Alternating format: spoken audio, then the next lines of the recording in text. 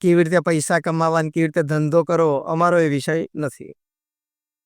અમારો એ વિષય છે કે તમે માણસ તરીકે સારા સાચા માનવ બનશો તો તમને જીવનમાં સંતોષ થશે. આ 70-80 વર્ષના જીવનમાં સંતોષ પ્રાપ્ત કરવો એ બહુ જ મોટી વાત છે.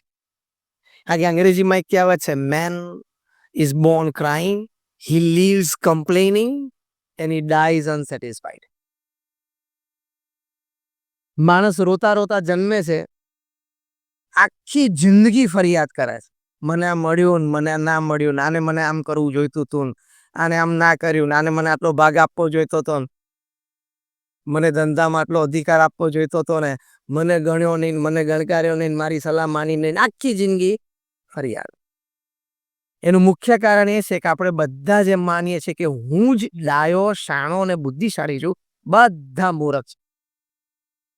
એટલે man leaves complaining and he dies unsatisfied.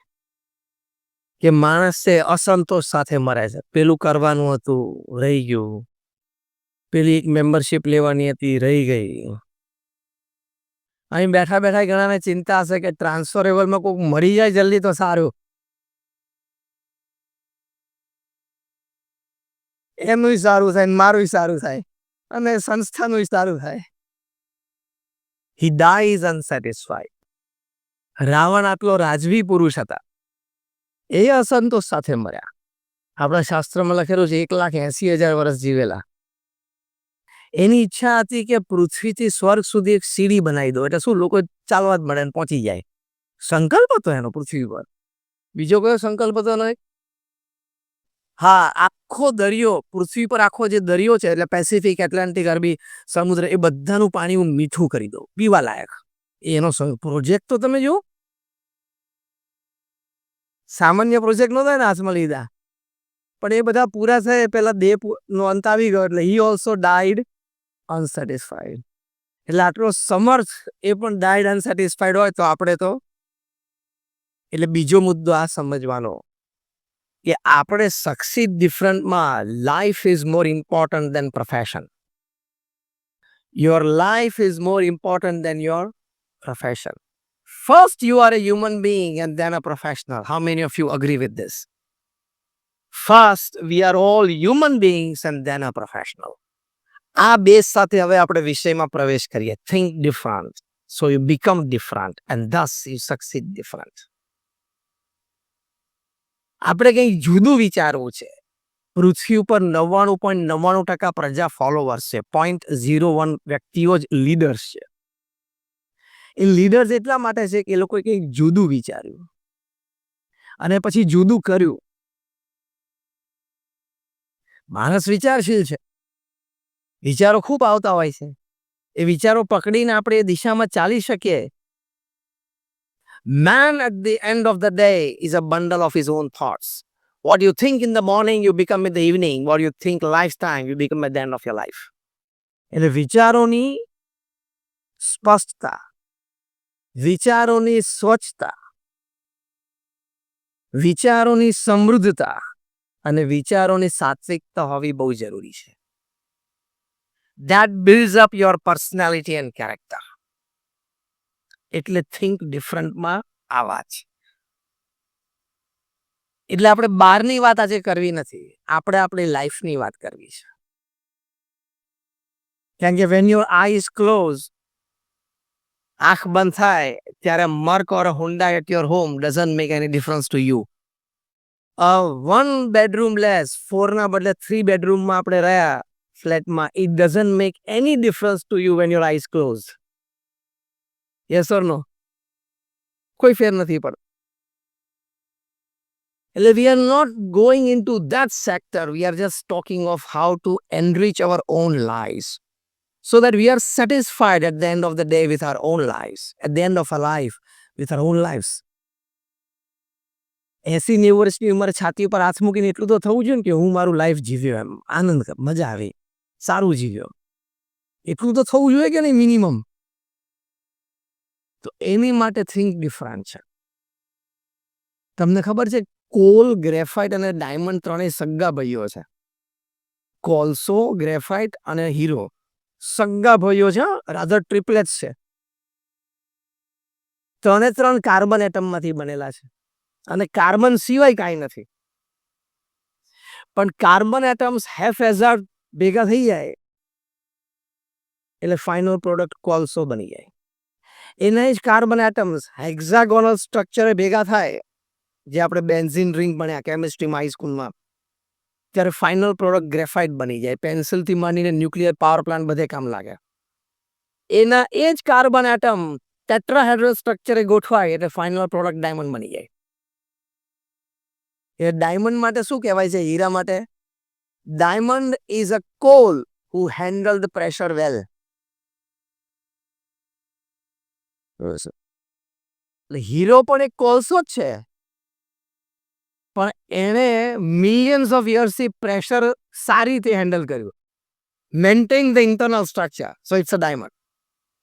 એટલે ત્રણેય સગા ભાઈઓ છે, રાધર ત્રણેય ટ્રિપલેટ્સ છે, પણ એ બધાની માર્કેટ પ્રાઇસ અને લોકોના હૃદયમાં ભાવના, એ વેલ્યુ, એટલે કે પ્રાઇસ અને વેલ્યુમાં બહુ મોટો ફેર છે. એક ભાઈના આટલા ટુકડામાં બીજો ભાઈ તો ટ્રક ભરીને આવી જાય.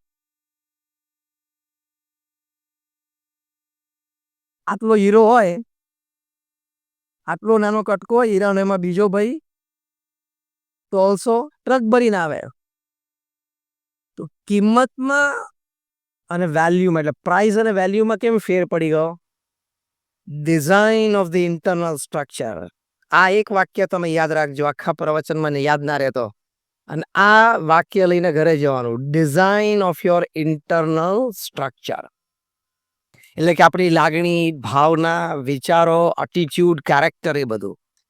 બહાર તો અત્યારે બધા પાસે સરખું છે, બુદ્ધિ બધા પાસે છે, ઓછી હોય તો બાકી ઇન્ટરનેટ આપી દેશે.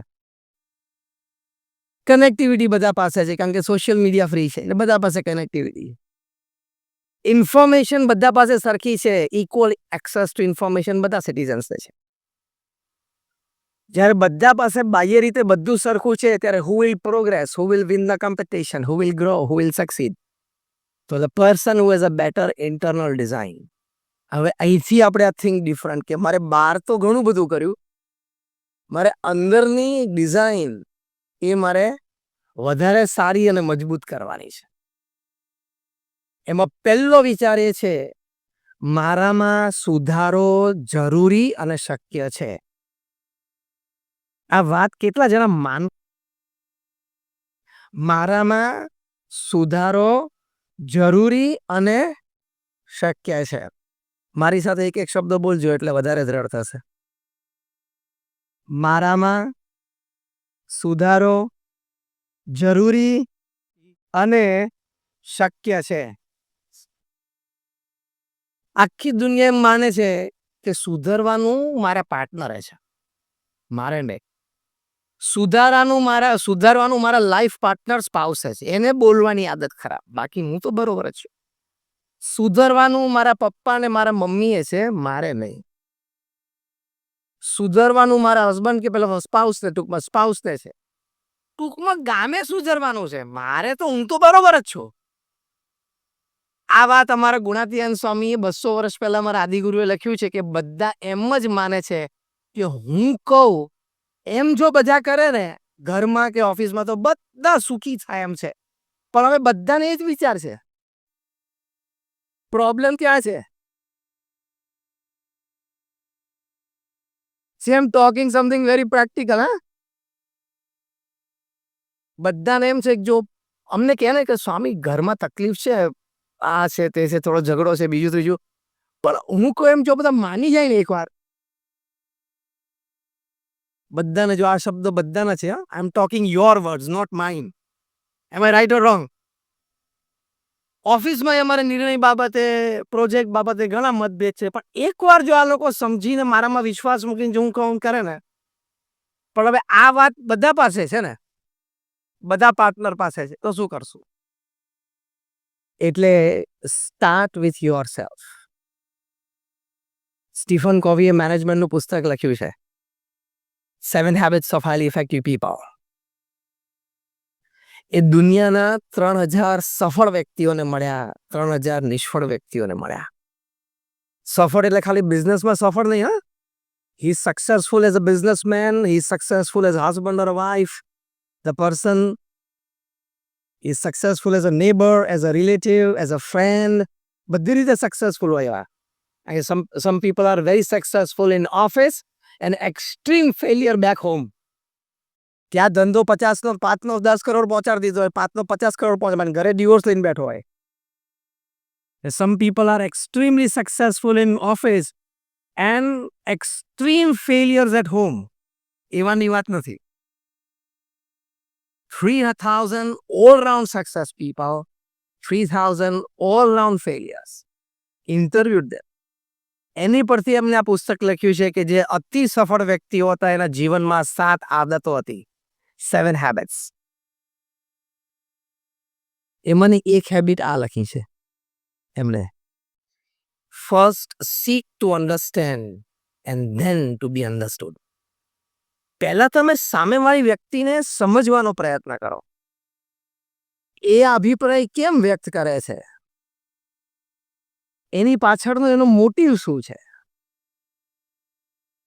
પછી એ વ્યક્તિ તમને સમજે એવી અપેક્ષા રાખો. ચર્ચા થતી અંદર હાથ પછડે, તું પહેલા મને સાંભળ. સ્ટીફન કોવી કહે છે આ 3,000 વ્યક્તિઓની આદત હતી, પહેલા તું બોલ. Here lies the difference in thinking difference. આપણે આપણો મુદ્દો હોય તો શું કે તું પહેલા મને સાંભળ, તું તારી માથાકૂટ મૂકી દે, હું કહું એમ કર. આપણો એટીટ્યુડ આ છે. સ્ટીફન કોવી શીખવાડે છે કે સફળતા માટે શું કહેવાનું, પહેલા તારા મનમાં ને બધું બોલ, હું શાંતિથી સાંભળું. તારે 15 મિનિટ જોઈએ છે તો હું તને 20 મિનિટ આપું. તારે અડધો કલાક જોઈએ છે બોલવા માટે, હું તને પોણો કલાક આપું. હું શાંતિથી બેઠો, હું એક શબ્દ વચ્ચે નહીં બોલું, મારે તને શાંતિથી સાંભળવો છે. સ્ટીફન કોવી બહુ સરસ લખે છે કે those people who are successful in their business circles, in their social circles, in their families were emphatic listeners. એટલે અહીંયા think different. સારા શ્રોતા બનવું. વક્તાઓ માટે એવી કહેવાય છે વાત કે જે સારા શ્રોતા હોય ને સારા વક્તા બને. તો seek first to understand and then to be understood. કે મારે એક આ ફેમિલી મેમ્બરનું વર્તન આવું કેમ છે, એની સાથે ઝઘડવાનું ને ટોકવાનું નહીં કરવાનું. પહેલા એને શાંતિથી એ વ્યક્તિને સમજવાનો પ્રયત્ન કરવાનો. એનું બેકગ્રાઉન્ડ શું છે, એનું એકેડેમિક્સ શું છે, એની સંગ સોબત શું છે, એના વિચારો શું છે, એ નેટફ્લિક્સ ઉપર શું જોવે છે, એનું સોશિયલ મીડિયામાં સર્કલ શું છે, એ પહેલા તમે તમારી સર્કલમાં જે વ્યક્તિઓ છે જેની સાથે પ્રશ્ન છે એને સમજવાનો પ્રયત્ન કરો. તો તમે જુદા બનશો, એ વ્યક્તિને જીતી શકશો અને સાથે રહીને કામ કરી શકશો, અને એ તમારી જીવનની મોટી સફળતા. You succeed in a different way. Stephen કોવીએ 7 હેબિટ્સ લખી પછી એમને થયું કે હજી એક આઈટમ રહી ગઈ, હો ટોપ. એટલે એમને આખું સ્પેશિયલ એક જ આઈટમ માટે ધ 8th હેબિટ પાછું પુસ્તક લખ્યું. એટલું જાડું પુસ્તકમાં 7 હેબિટ્સ ઉમેરી હતી, એટલા જ વોલ્યુમમાં 8th હેબિટ ઉમેરી. 2006 અહીંયા મુંબઈમાં સ્ટીફન કોવી જાતે આવેલા આ બુકના પ્રમોશન માટે. ઇન્ડિયામાં 4 મોટા સિટીઝમાં, મુંબઈ, બેંગલુરુ, દિલ્હી અને કોલકાતામાં એમની આ સેમિનાર્સ હતા. મુંબઈમાં ઓબેરોયમાં હતા. 700ની સિટિંગ કેપેસિટી હતી. 24 કલાક પહેલા ઈ ટિકિટ ખુલી. એ વખતે 2006માં આખા દિવસનો સેમિનાર એટેન્ડ કરવો હોય સ્ટીફન કોવીનો તો 23,000 રૂપિયા ડેલિગેટ ફી હતી 2006માં. 24 કલાક પહેલા એ ટિકિટ ખુલી, 86 સેકન્ડમાં 700 ટિકિટ વેચાઈ ગયેલી. 86 સેકન્ડ, કારણ કે નામ હતું સ્ટીફન કોવી. એટલે ઓલ ઓવર ઇન્ડિયાથી પુલ થઈ ગઈ હતી tickets, e tickets. 23,000 rupees per delegate, only 700 seats. Open થઈ 24 કલાક પહેલા જ. એટલે તમે કલકત્તાથી કે બેંગ્લોરથી ગમે તે ટિકિટ તમે ગ્વાલિયરથી કે ઇન્દોરથી લીધી તો ઇન 24 કલાક પછી તમને ટિકિટ મળી ગઈ એટલે તમારે બોમ્બે ફ્લાય ડાઉન થવાનો. હવે એમાં એ 6 કલાકના સેમિનારમાં સ્ટીફન કોવી તો 5-6 વખત સ્ટેજ ઉપર ખાલી અપિયર થયા. કોઈક વખત 5 મિનિટ માટે અને મેક્સિમમ 15 મિનિટ માટે. બાકી એમના મેનેજર્સથી, ટ્રેનર્સથી અને વિડીયોઝથી શોઝ ચાલતા હતા. એમાં એક વાક્ય વારે વારે બોલતા હતા.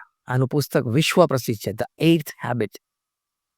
એ વાક્ય વારે વારે બોલતા હતા, જે બીજા દિવસે ડીએનએ ન્યૂઝપેપરમાં આર્ટિકલ રૂપે આવ્યું કે if you not attended yesterday Stephen Covey's seminar, you read this article. અને આર્ટિકલમાં પણ લખેલું કે કદાચ તમે આખો આર્ટિકલ ના વાંચો તો બોક્સ આઇટમ વાંચી લેજો. ન્યૂઝપેપર હોય ને બોક્સ આઇટમ હોય, એમાં એ વાક્ય જે વારે વારે બોલતા હતા એ વાક્ય વર્ડ ટુ વર્ડ અને લેટર ટુ લેટર લખેલું. એમાં લખેલું, don't expect others to change, first change yourself, others will follow.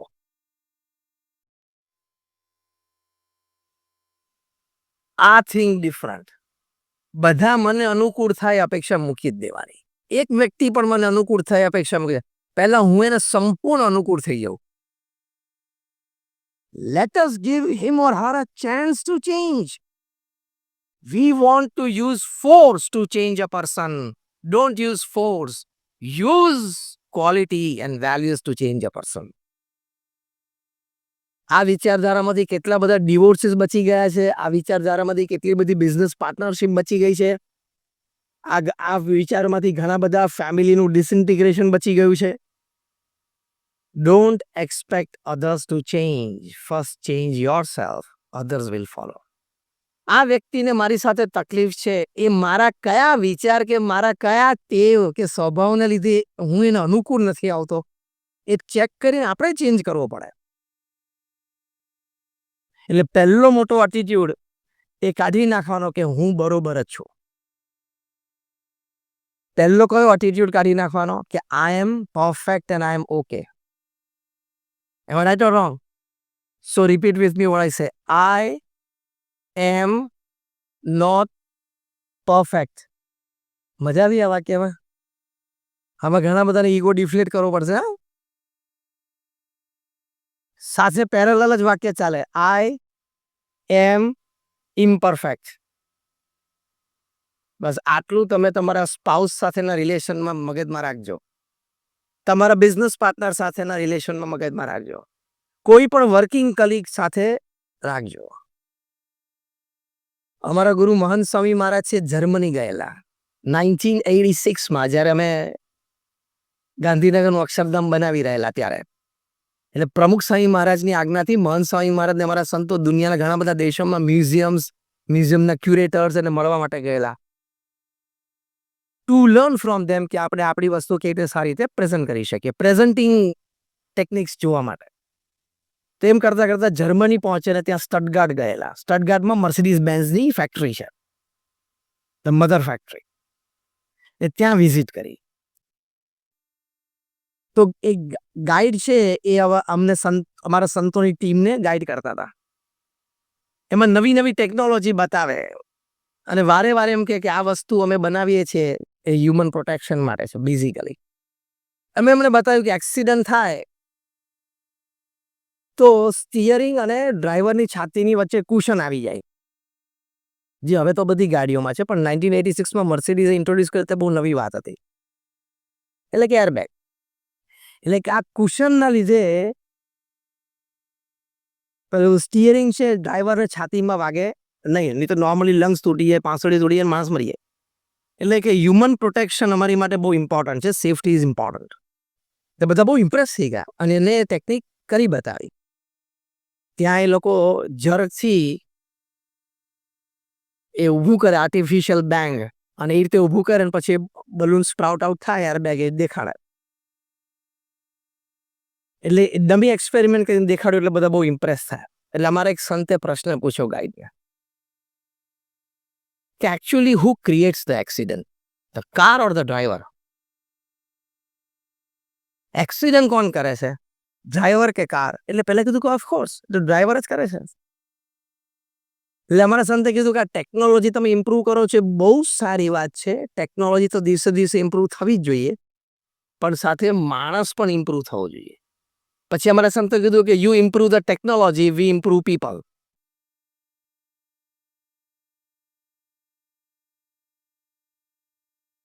એટલે ગમે તેટલી, my point number 2 in thinking different is, ગમે તેટલી સારી ટેકનોલોજી માણસના હાથમાં આવશે, પણ ત્યાં સુધી માણસ સુધરેલો નહીં હોય ને ત્યાં સુધી ટેકનોલોજીનો ખોટો ઉપયોગ થશે જ. એઆઈનો થવા માંડ્યો, ડોક્ટર વિડીયો બનવા માંડી, અને બહુ મોટા એક કેબિનેટ મિનિસ્ટરની બની 2 દિવસ 3 દિવસમાં. ડોક્ટર વિડીયો છે, ફેક, ડીપ ફેક. ખબર પડી જાય પણ એક વખત કલાક 2-4 કલાક માટે તો એ ધમાલ મચાવી જ દે.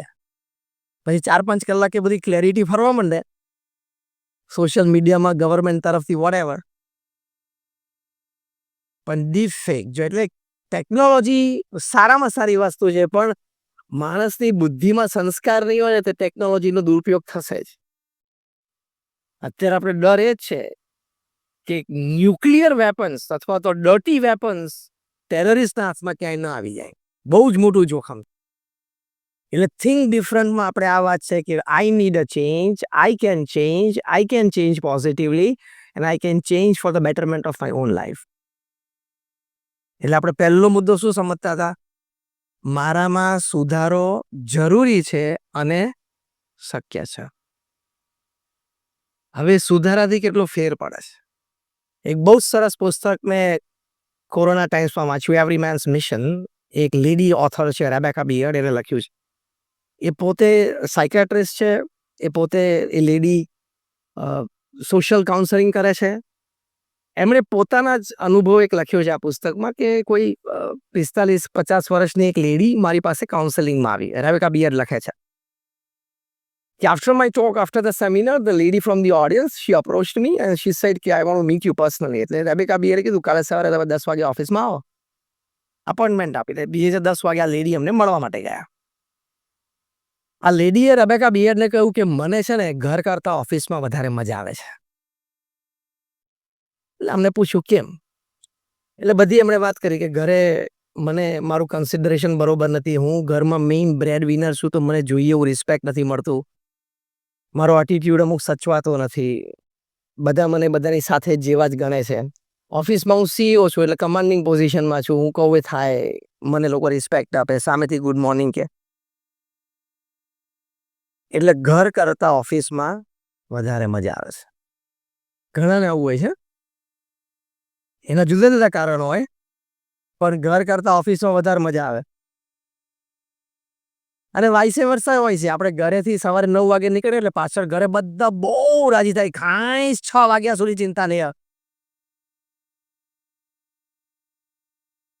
9 વાગે ઘરેથી નીકળે એટલે ઘરમાં બધા રાજી કે હવે સાંજે 6 વાગ્યા સુધી એક્ઝેક્ટ શબ્દ બોલો, શાંતિ. પાછી એ તો સારો શબ્દ રીતે શું કે 6 વાગ્યા સુધી માથાકૂટ. અચ્છા, ખબર છે એક્ઝેક્ટ. હા, જસ્ટ અ લાઇટર મોમેન્ટ છે. આ તો આનંદ માટેની વાત છે. પછી રેબેકા બિયર્ડે બહુ એમની સાથે ડિટેલમાં ચર્ચા કરી અને પછી ખબર પડી કે આ વ્યક્તિને ઘરના ફેમિલી મેમ્બર્સ પાસેથી અપેક્ષા ઘણી બધી છે કે હું મેઇન બ્રેડ વિનર છું તો ઘરમાં હું જોઉં ત્યારે મને રિસ્પેક્ટફુલી બધાએ સ્માઇલ આપવી જોઈએ. હું ઓપિનિયન આપું એ કન્સિડર કરવું જોઈએ. ફોર એક્ઝામ્પલ કે સમરમાં આપણે ક્યાં જવું છે ટૂરમાં, તો હું જે સજેસ્ટ કરું સ્થાને બધાએ સ્વીકારવું જોઈએ. આવી અંદર અંદર ઈચ્છા રહે છે. બહુ જ સરસ સલાહ એમણે આપી. પુસ્તકનું નામ જ સરસ છે, એવરી મેન્સ મિશન. બધાનું આ મિશન તો છે જ. સો એમને સલાહ આપી કે પહેલા તમે ભૂલી જાઓ કે you are the principal happiness giver in the house. તમે પ્રિન્સિપલ બ્રેડ વિનર છો પણ પ્રિન્સિપલ હેપીનેસ ગિવર નથી. કેમ? તમારા ઘરમાં એક નાનું 1.5 વર્ષનું નાનું બાળક એની ઇનોસન્ટ સ્માઇલમાં પણ ઘરમાં હેપીનેસ ફેલાવવાની તમારા પૈસા જેટલી જ તાકાત છે.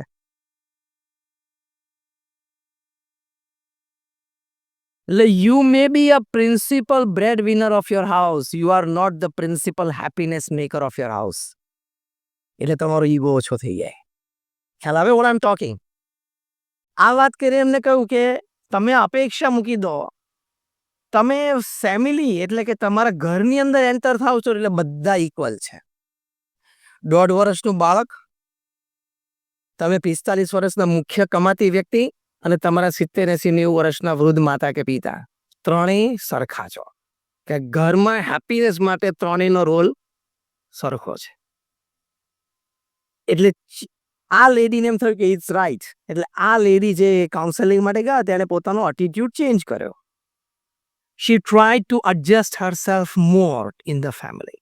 After 6 months, she came back to the author and said, "This is a perfect advice. Now I love my family and home more than my office." તો ચેન્જ ક્યાં કરવાનો આવ્યો? પોતાનામાં ચેન્જ. એટલે આજે રાત્રે આજે લેસન આપું છું. અમે રજા જ છે આજે. બીજું કંઈ કામ છે નહીં. અને આપણે અત્યારે ક્લાસ ચાલે છે એટલે હું અત્યારે ટીચિંગના રોલમાં છું ને તમે સ્ટુડન્ટના રોલમાં છો એટલે હું એક હોમવર્ક આપું છું તમને.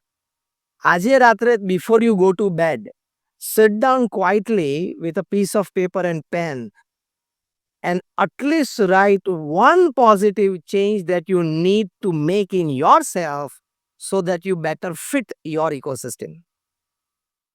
એક ચેન્જ બધાએ લખીને સુવાનું, મારામાં આટલો ફેરફાર મારે કરવાનો છે.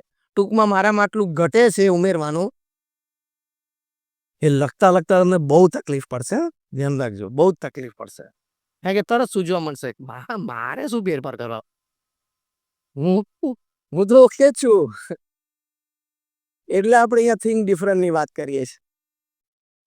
એટલે that is think different. And when you think different, you become a different person. જો lady, she became a different person. She started enjoying her family. Became a different person. બોલિવૂડના એક બહુ જ સારા ડિરેક્ટર છે અરવિંદ બબ્બલ. ઘણી બધી સિરિયલ્સ અને OTT platforms ઉપર એ ઘણું બધું એમનું આવે છે. ફિલ્મ્સ પણ ડાયરેક્ટ કરી છે. 2016માં અમારા બીએપીએસના સંતો એમને મળ્યા અને અમારે એક વ્યસન મુક્તિ ઉપર ફિલ્મ બનાવી હતી.